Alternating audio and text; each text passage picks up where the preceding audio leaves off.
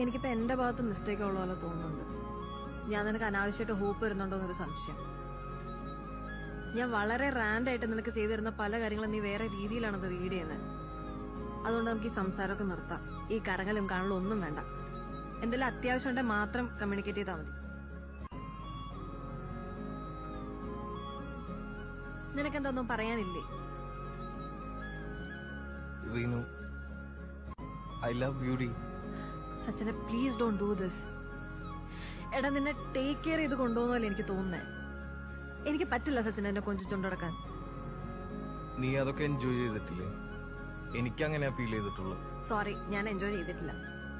നിനക്ക് പേടി, എന്റെ കൂടെ നടന്നു കഴിഞ്ഞാൽ എന്നെ പ്രേമിച്ചു എന്നുള്ള പേടി, അത് സമ്മതിക്കാനുള്ള മടിയാണ് നിനക്ക്.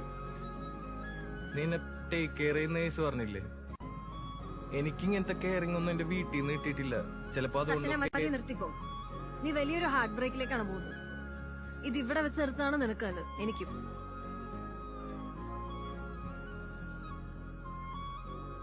എടാ നീ എന്തിനാ ഇത്ര ഡെസ്പാവുന്നത്? നിനക്ക് കിട്ടിയ ആദ്യത്തെ റിജക്ഷൻ ഒന്നുമല്ലല്ലോ ഇത്, ആണോ? ഹൃദയം മുറിയും അഴലിൽ വെന്താലും മകനെ